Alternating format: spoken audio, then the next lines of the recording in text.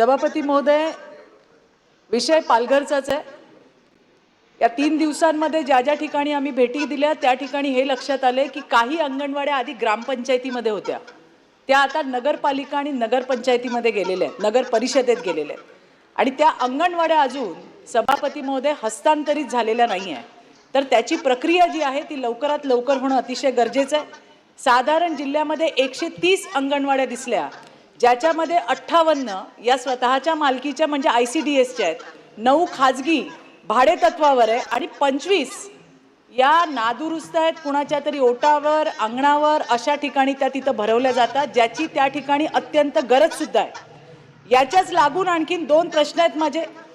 सभापती महोदय, FRS face recognition system ही दर महिन्याला घेतली जाते, THR मात्र 2 महिन्यातून एकदा दिला जातो।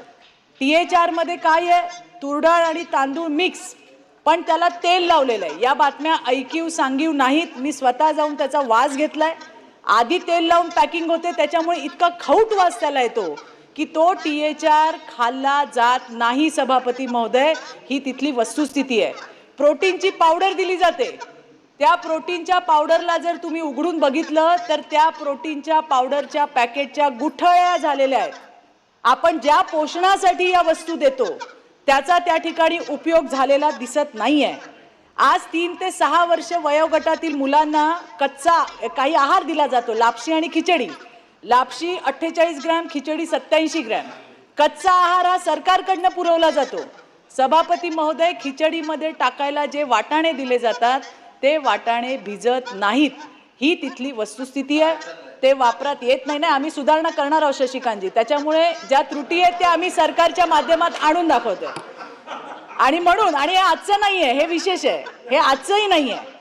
त्याच्याशिवाय आत्ताच मंत्री महोदयांनी स्मार्ट किचनची, मॉडर्न किचनची संकल्पना सांगितली, ताई अभिनंदन आहे त्याचं।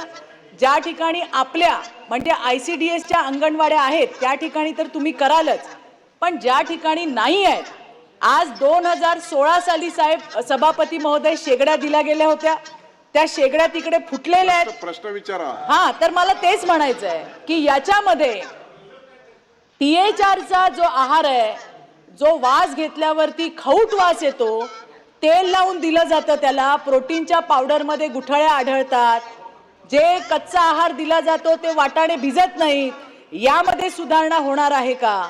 मॉडर्न अंगणवाडीमध्ये तुम्ही अद्ययावत किचन देणार आहात, पण त्याची संख्या राज्यामध्ये कमी आहे।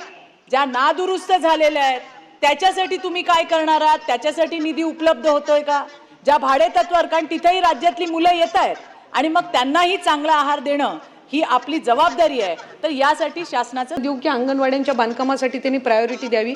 THRच्या संदर्भामध्ये ज्या सूचना आपण दोघांनी उपस्थित केल्या, म्हणजे आणखीन 2 सदस्यांनी सुद्धा, मला वाटतं राठोडजींनी सुद्धा, सन्मान्य सदस्य महोदयांनी उपस्थित केल्या, चित्राताईंनी सुद्धा केल्या। THR मध्ये बदल करण्याच्या दृष्टिकोनातून आम्ही केंद्र शासनाला विनंती केलेली आहे आणि त्यानुसार त्याच्यामध्ये बदल होऊन यावर्षी जसं तिथनं फीडबॅक आलेला आहे किंवा लोकप्रतिनिधींचा फीडबॅक आलेला आहे त्यानुसार त्या सूचनांचं पालन करून त्याच्यामध्ये नवीन नियम आणि निकष देऊन तो आहार त्या ठिकाणी उपलब्ध करून दिला जाईल। मॉडर्न किचनसाठी सुद्धा आम्ही साधारणपणे 3% मधून प्रत्येक जिल्ह्यामध्ये जो उपलब्ध असतो त्याच्यातून आम्ही तो निधी उपलब्ध करून देण्याचा आमचा प्रयत्न राहील। प्रसाद भाऊंनी जो प्रश्न उपस्थित केला, खरं तर अंगणवाडीमध्ये अंगणवाडी सेविका आणि मदतनीस असल्यामुळे तिथे ॲडिशनल मॅनपॉवरची फारशी काही गरज नसते, नाही घेणार आहे। त्यामुळे अंगणवाडी सेविका आणि मदतनीस ही आमची तिथे अंगणवाडी ही सक्षम आहे। आपण सन्मान्य सदस्य राठोडजींनी जो या ठिकाणी प्रश्न उपस्थित केला, जे खजूर उपलब्ध करून दिले जातात ती स्टेट स्कीम नाही आहे, ती शासनाकडून दिली जात नाही। कदाचित आपल्या जिल्ह्यातल्या जिल्हा नियोजनमधून किंवा जिल्हा परिषदमधून तो दिला जाईल। नाही, मी त्याचंही उत्तर मी देते, तो दिला गेला असेल, आपण त्या संदर्भातले डिटेल द्यावे। मी अधिवेशनाच्या आतच त्या संपायच्या आत त्या संदर्भातली तपासणी ही त्या ठिकाणी केली जाईल। आणि शिक्षण धोरणाचा या ठिकाणी आपण उल्लेख केला, यंदाच्या वर्षीपासून शालेय शिक्षण विभाग आणि महिला बालविकास विभाग हे कोऑर्डिनेशन करून अंगणवाडी सेविका आणि मदतनीस यांना आम्ही त्याची ट्रेनिंग ही शिक्षण विभाग नवीन शिक्षण धोरणानुसार आम्ही देत आहोत। दुसरी एक महत्त्वपूर्ण याच्यामध्ये आम्ही जो पाऊल उचललेला आहे की नवीन होणाऱ्या अंगणवाड्या या आम्ही जिल्हा परिषदेच्या जवळ ह्या आम्ही जिल्हा परिषदेच्या शाळेच्या जवळ त्याचं बांधकाम करावं, म्हणजे तीच मुलं ही जिल्हा परिषदच्या शाळेत जाणारी असतात. आणि जिथं अंगणवाडीसाठी इमारतीसाठी जागा उपलब्ध नसेल पण जिल्हा परिषदेच्या शाळेतली वर्गखोली उपलब्ध असेल तर तिथं आम्ही अंगणवाडी चालू करण्याचा निर्णय घेतलेला आहे. म्हणजे तीच मुलं साधारणपणे अंगणवाडीची जिल्हा परिषदच्या शाळेत जात असतात. त्याच्यामुळे त्यांना त्या प्रिमाइसमध्ये त्यांचा वावर हा त्या ठिकाणी होईल.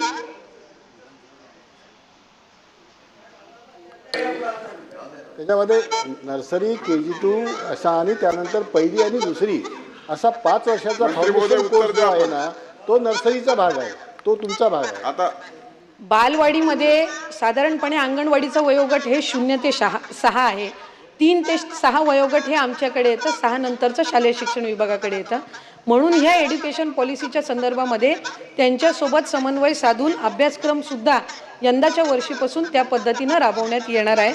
आणि त्याच्यानंतर आमच्या अमोल मेटकरीजींनी जो प्रश्न उपस्थित केलेला आहे, खरं तर या सगळ्या संदर्भातला म्हणजे आपण THR आणि इतर काही या आणि स्मार्टच्या संदर्भातला आपण रिव्ह्यू घेऊन सर्वे घेऊन काही करण्यात येईल का, तर त्याचं उत्तर आधीसुद्धा मी दिलेलं आहे की सर्वे करून त्याच्यामध्ये काय सुधारणा करायच्या असतील तर त्या पद्धतीनं त्या सर्वे रिपोर्टनुसार करण्यात येतील. प्रश्न क्रमांक 4, 7,000